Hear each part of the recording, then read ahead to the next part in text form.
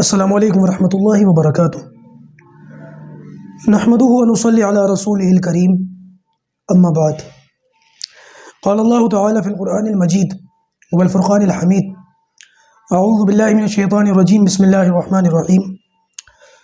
لقد کان لکم فی رسول اللہ اسوۃ حسنہ، صدق اللہ العظیم۔ اللہم صلی علی محمد وعلی آل محمد کما صلیت علی ابراہیم وعلی آل ابراہیم انک حمید مجید۔ اللهم بارک علی محمد وعلی آل محمد کما بارکت علی ابراہیم وعلی آل ابراہیم انک حمید مجید۔ امید کرتا ہوں کہ آپ تمام ساتھی خیر و عافیت سے ہوں گے، اور گزشتہ 2 دنوں سے صلوات کلاس نہیں ہوئی، اور بعض مرتبہ کبھی کبھی کچھ ایسی مصروفیات سامنے آ جاتی ہیں جن کا تصور بھی نہیں ہوتا، خیال بھی نہیں ہوتا، بس وہ بن بلائی باتیں ہوتی ہیں، ان میں لگنا پڑ جاتا ہے۔ اس کی وجہ سے ہمارے سیرت کلاس کی ناغہ ہو گئی۔ چلیے بہرحال آئندہ سے ہماری جانب سے کوشش رہے گی کہ اس کی ناغہ نہ ہو، یا کم سے کم ہو۔ دیکھیں، نبی کریم صلی اللہ علیہ وسلم کی ولادت کا ذکر ہو چکا، اور اب آپ صلی اللہ علیہ وسلم کے دودھ پینے کا انشاءاللہ عز و جل آج بیان ہوگا۔ جب آپ صلی اللہ علیہ وسلم اس دنیا میں تشریف لائے ہیں تو 3-4 روز تک نبی کریم صلی اللہ علیہ وسلم نے اپنی والدہ حضرت آمنہ کا دودھ پیا ہے۔ میں نے گزشتہ نشست میں ذکر کیا تھا حضرت سویبہ کا۔ یہ سویبہ کون ہے؟ یہ ابو لہب کی باندھی ہیں، جنہوں نے اللہ کے رسول صلی اللہ علیہ وسلم کو جنہوں نے ابو لہب کو نبی کریم صلی اللہ علیہ وسلم کی پیدائش کی خوشخبری سنائی تھی۔ تو ابو لہب نے انگلی کے اشارے سے ان کو آزاد کر دیا تھا۔ تو یہ وہ سویبہ ہیں، اور یہ وہ خاتون ہیں کہ جنہوں نے نبی کریم صلی اللہ علیہ وسلم کو اور آپ کے چچا حضرت حمزہ کو اور ابو سلمہ کو، ان تینوں کو دودھ پلایا ہے۔ اور اس کی وضاحت ایسے ملتی ہے کہ نبی کریم صلی اللہ علیہ وسلم کے سامنے ابو سلمہ کی بیٹی درہ کا ذکر کیا گیا، اور یہ کہا گیا کہ یا رسول اللہ، کیا آپ درہ سے نکاح کا ارادہ رکھتے ہیں؟ تو اس کے بارے میں نبی کریم صلی اللہ علیہ وسلم نے ارشاد فرمایا کہ درہ سے میرا نکاح جائز نہیں، 2 وجوہات کی بنا پر۔ پہلی وجہ تو یہ کہ درہ میری ربیبہ ہے۔ ربیبہ یعنی جو بیوی اپنے پہلے شوہر سے کوئی اولاد لے کر کے آئی ہو۔ اگر کوئی شخص کسی عورت سے شادی کر لے اور وہ عورت پہلے کسی اور کی بیوی ہو اور ان سے کوئی اولاد ہو، تو جو پہلے شوہر سے اولاد ہوتی ہے اپنی بیوی کی، اس کو ربیبہ کہتے ہیں۔ تو یہ جو ام سلمہ ہے، ان کی جو بیٹی تھی درہ، یہ ابو سلمہ کی جو ہے وہ بیٹی تھی۔ ام سلمہ کا نبی کریم صلی اللہ علیہ وسلم سے بعد میں نکاح ہوا ہے۔ بڑا پیارا واقعہ ہے۔ ان دونوں میاں بیوی نے آپس میں قسم کھائی تھی۔ ابو سلمہ نے کہا تھا کہ اگر تم میری زندگی میں فوت ہو گئی ام سلمہ، تو اگر تم سے بہتر عورت مجھے نہ ملی تو میں نکاح نہیں کروں گا، اور اگر تم سے بہتر کوئی عورت مل گئی تو میں نکاح کر لوں گا۔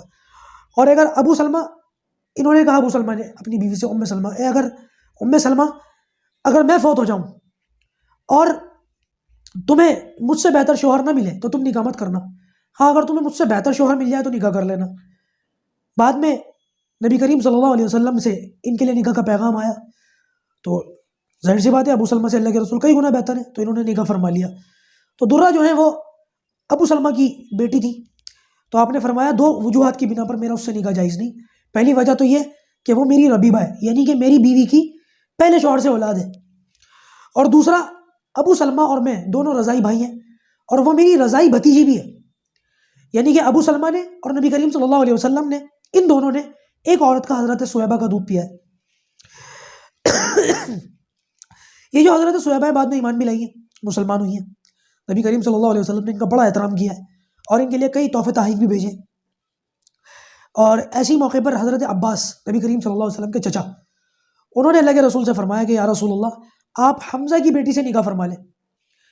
اور میں آپ کو بتا چکا ہوں کہ حضرت حمزہ اور نبی کریم صلی اللہ علیہ وسلم دونوں ہم عمر ہیں، کیونکہ دونوں باپ بیٹے کا نکاح، عبداللہ اور عبد المطلب کا نکاح 2 چچزاد بہنوں سے ایک ساتھ ہوا تھا۔ تو آپ صلی اللہ علیہ وسلم اور حضرت حمزہ کی جو پیدائش ہے نا، وہ بھی آگے پیچھے ہے، کچھ دنوں کا فرق ہے۔ تو ولادت کا جو ذکر ہے وہ بھی ایک ساتھ ہی ہے، اللہ کے رسول کے چچا بھی ہیں اور رضائی بھائی بھی ہیں۔ ان دونوں نے بھی حضرت سویبہ کا دودھ پیا ہے۔ تو اس پر نبی کریم صلی اللہ علیہ وسلم نے حضرت عباس سے یہی جواب دیا کہ حضرت حمزہ کی جو بیٹی ہے وہ میری رضائی بھتیجی ہے، اس لیے کہ حمزہ اور میں ہم دونوں رضائی بھائی ہیں، ہم دونوں نے ایک ہی عورت کا دودھ پیا ہے۔ تو پہلے تو نبی کریم صلی اللہ علیہ وسلم نے سب سے پہلے اپنی ماں حضرت آمنہ کا دودھ پیا ہے، اور دوسرے نمبر پر حضرت صہیبہ رضی اللہ تعالیٰ عنہ ان کا دودھ پیا ہے۔ تیسرے نمبر پر ایک خاتون ہے اور بڑی زبردست خاتون ہے، وہ ہے حضرت حلیمہ سعدیہ رضی اللہ تعالیٰ عنہ۔ طائف کے اندر قبیلہ بنو سعد کی یہ خاتون تھی، اور ان کا آج کی اس نشست میں وضاحت کے ساتھ میں ذکر کروں گا کہ اللہ تبارک و تعالیٰ نے ان سے کتنا بڑا کام لیا، اور بڑی زبردست خاتون تھی۔ ان کا کلمہ پڑھنا، ان کے شوہر کا کلمہ پڑھنا، یہ بھی ثابت ہے، بعد میں مسلمان ہوئے دونوں میاں بیوی۔ حضرت حلیمہ رضی اللہ تعالیٰ عنہ یہ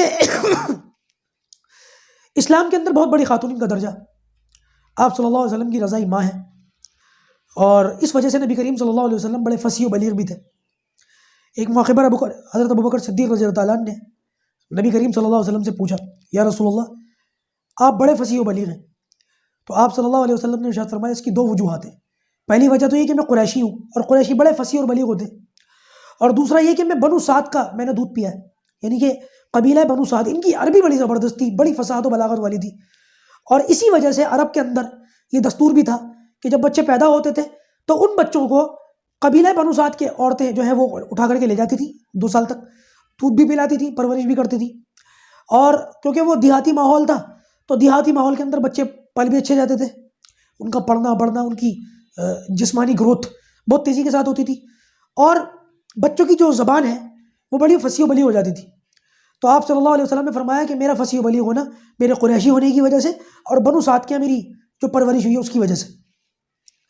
یہ بیان فرماتی ہے کہ جیسے کہ عرب کا دستور تھا کہ باقاعدہ طائف کے اندر سے عورتیں جاتی تھیں، قبیلہ بنو سعد کی عورتیں مکے جاتی تھیں، اور جو بچے وغیرہ پیدا ہوتے تھے تو وہ ان بچوں کو اپنے ساتھ لے کر کے آتی تھی، 2 سال تک ان کو اپنے پاس رکھتی تھی، اس مدت تک بچوں کو دودھ پلاتی تھی، اور اس کے بعد جب بچوں کا دودھ چھوڑا دیا جاتا تھا تو وہ عورتیں ان بچوں کو واپس ان کے والدین کو دے آتی تھی، اور اس کے بدلے میں ان کو ایک اچھی خاصی رقم مل جاتی تھی معاوضے کے طور پر، اور یہ باقاعدہ ان لوگوں کا دستور تھا، اور یہ آمدنی کا ذریعہ تھا، یہی ذریعہ تھا باقاعدہ۔ تو یہ فرماتی ہے کہ جس سال نبی کریم صلی اللہ علیہ وسلم کو لینے کے لیے ہم گئے، کیونکہ اب ان کو تو یہ نہیں پتا تھا میں کس کو لینے جا رہی ہوں، تو بچے لینے جا رہی تھی۔ اب ظاہر سی بات ہے جو عورتیں بچے لینے کے لیے جا رہی ہیں ان کے اپنی گودوں میں بھی بچے ہوتے تھے، اور وہ ان کو دودھ پلاتی تھی۔ بھائی بچے کو دودھ پلانے کے لیے تو وہی عورت لے گی جس کو دودھ اترتا ہو، اور دودھ اسی عورت کو اترے گا جس کے اپنے بچے دودھ پیتے ہوں، تو وہی عورتیں جاتی تھی جن کے اپنے پاس بچے ہوتے تھے، اور وہ ان بچوں کو دودھ بھی پلاتی تھی۔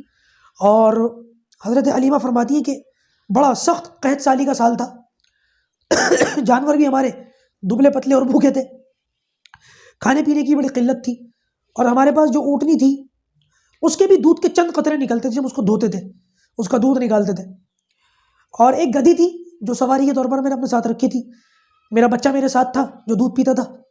خود میں اتنی کمزور تھی کہ اپنے بچے کو دودھ پلانے کے لیے میرے پاس مطلب میری چھاتی میں اتنا دودھ نہیں ہوتا تھا کہ میں اپنے بچے کو پلا دوں کہ وہ بھی سیر ہو کر کے پی لے، اس کا بھی پیٹ نہیں بھرتا تھا،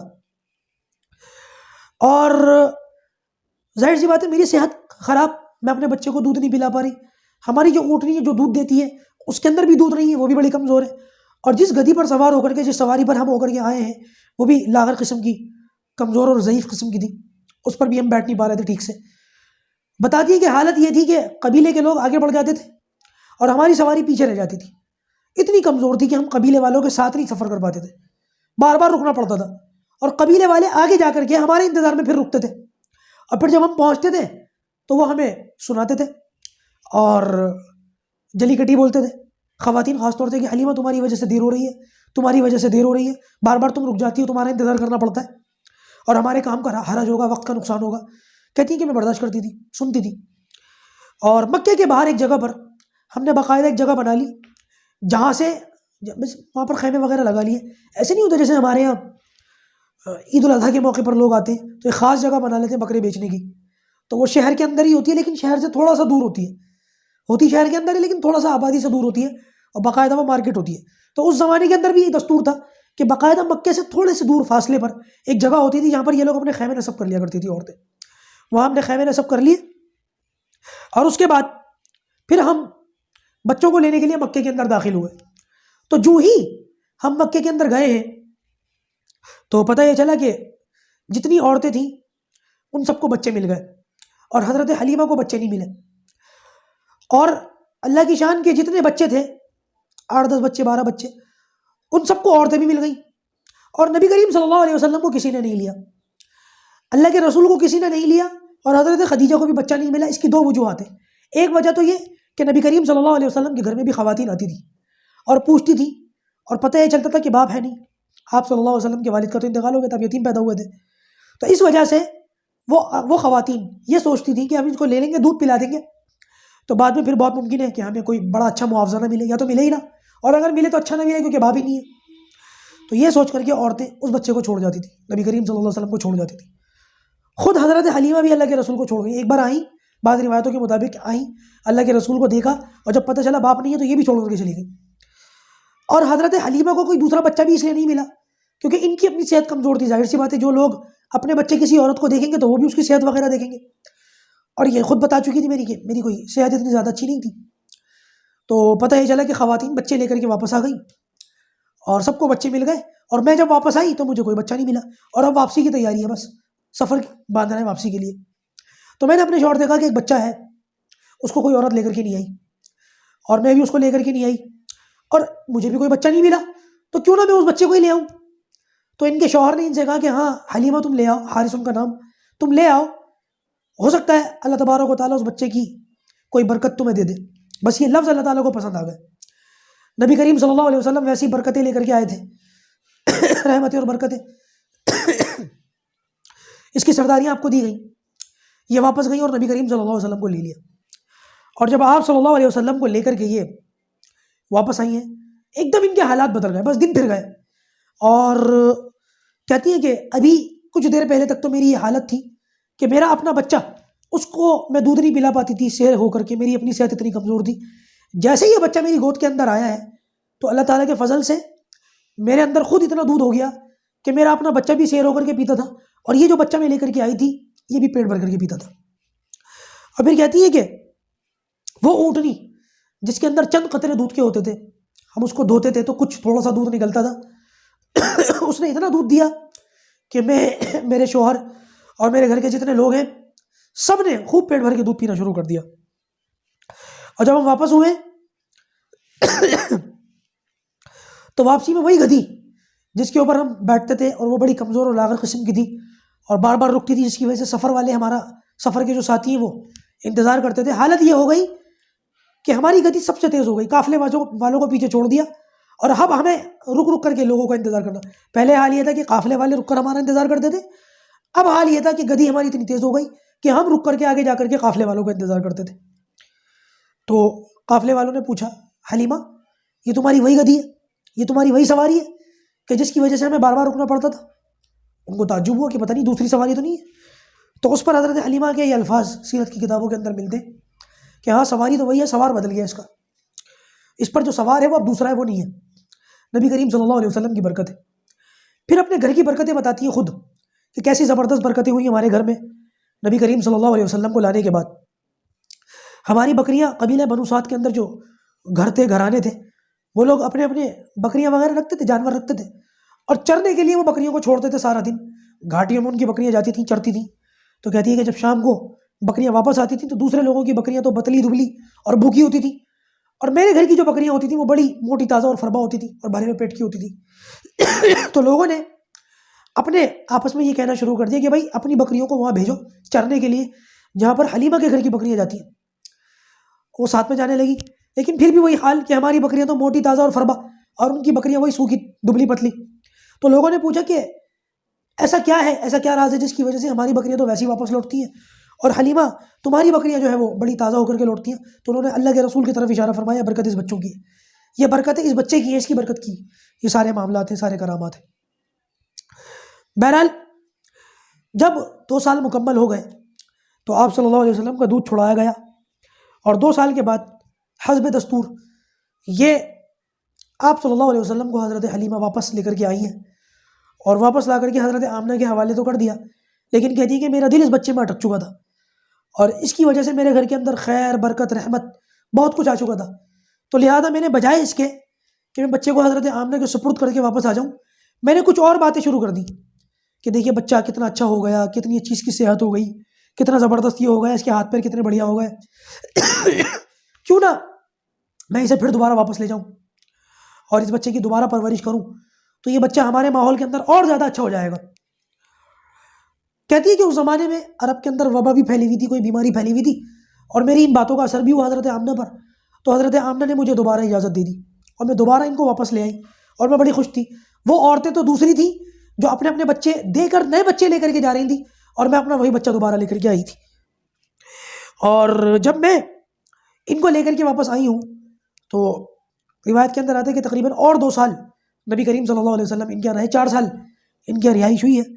البتہ ایک واقعہ ایسا ہوا کہ جس کی وجہ سے ایک دہشت سی طاری ہو گئی حضرت حلیمہ پر اور ان کے شوہر پر. فرماتی ہے کہ واقعہ یہ ہوا کہ میں اور میرے شوہر اپنے گھر کے اندر کچھ کام کر رہے تھے کہ اچانک میرا بڑا والا بیٹا بھاگتا ہوا آیا، کیونکہ اللہ کے رسول صلی اللہ علیہ وسلم دودھ تو چھڑا چکے تھے 2 سال کی عمر میں. اب دودھ تو نہیں پلاتے تھے کیونکہ بچہ بڑا ہو چکا تھا، لیکن اپنے بچوں کے ساتھ بکریاں چرانے کے لیے اللہ کے رسول کو بھیج دیا کرتی تھی. 4 سال کی عمر میں آپ بکریاں چراتے تھے. تو آپ اپنے رضائی بہن بھائیوں کے ساتھ بکریاں چرانے کے لیے گئے ہوئے تھے کہ اچانک کہتی ہے میرا ایک بیٹا دوڑتا ہوا گھر کے اندر آیا اور اس نے مجھ سے کہا کہ اماں محمد کو کسی نے قتل کر دیا. کہتی ہے کہ اس خبر کا ہمارے اوپر ایسا اثر ہوا کہ ہم دوڑے بھاگے، اور جیسے ہم گئے تو محمد صلی اللہ علیہ وسلم 4 سال کے بچے گھبرائے ہوئے، چہرے پر پسینہ، دہشت سی طاری تھی. اور میں نے آگے بڑھ کر کے ان کو گلے لگایا اور پھر میں نے اپنے بچے سے پوچھا کیا ہوا تھا. تو انہوں نے بتایا کہ 2 آدمی آئے تھے، سفید لباس انہوں نے پہن رکھا تھا، انہوں نے محمد کو زمین پر لٹا دیا، ان کا سینہ کھولا اور کھولنے کے بعد ان کے دل کو نکالا. بس اتنی بات اس بچے نے بیان کی. اس کے بعد انہوں نے حضرت حلیمہ نے نبی کریم صلی اللہ علیہ وسلم سے پوچھا کہ آپ بتائیں کیا ہوا تھا. تو نبی کریم صلی اللہ علیہ وسلم نے فرمایا کہ انہوں نے میرا سینہ کھولا، دل نکالا، اور ایک سونے کا تشت آسمان سے لے کر کے آئے تھے اپنے ساتھ، جنت سے لائے تھے یا کہاں سے لائے تھے. اس تشت کے اندر پانی تھا اور برف تھی، اولے جیسی برف، جو اولے نہیں ہوتے برسات کے اندر، ٹھنڈا پانی تھا. اور میرا وہ دل نکال کر کے اس کے اندر رکھا اور اس کو دھویا، زمزم کے پانی سے یا جنت کے پانی سے دھویا، اور دھونے کے بعد پھر وہ دل دوبارہ اٹھا کر کے میرے سینے میں لگایا اور پھر انگلی پھیر کر کے واپس وہ سینہ دوبارہ سل گیا. حضرت حلیمہ فرماتی ہے کہ نبی کریم صلی اللہ علیہ وسلم کے سینے مبارک کے اندر جب ہم دیکھتے تھے تو جیسے نورانی ٹانکے لگے ہوئے ہوں، سینے کا جیسے نشان نہیں ہوتا ایسے باقاعدہ، وہ حقیقی ٹانکے تو نہیں تھے لیکن نورانی سا نشان تھا، کچھ سفید سفید سا. اور مہر لگا دی گئی پھر آپ صلی اللہ علیہ وسلم کی، وہ مہر پیچھے کمر کی طرف لگائی گئی تھی، مہر نبوت. اچھا، اس بارے میں علماء کا اختلاف ہے کہ نبی کریم صلی اللہ علیہ وسلم کی جو مہر لگائی گئی ہے وہ پیدائشی تھی یا اس واقعے کے شق صدر کے بعد لگائی گئی. اب یہاں پر 2 باتیں انشاءاللہ ہم ذکر کریں گے کہ نبی کریم صلی اللہ علیہ وسلم کی مہر پہلے سے لگائی گئی، پہلے سے پیدائشی تھی، یا یہاں پر لگائی گئی. اور نمبر 2 کہ شق صدر کیوں ہوا اور کتنی بار ہوا اور اس کی حکمتیں کیا تھی. انشاءاللہ ہم اگلی نشست میں ان دونوں ہی نکات سے بات شروع کریں گے. اللہ تبارک و تعالی ہمیں ان تمام باتوں کو جو کہا گیا سنا گیا عمل کرنے کی اور دوسروں تک پہنچانے کی توفیق عطا فرمائے. السلام علیکم ورحمۃ اللہ وبرکاتہ.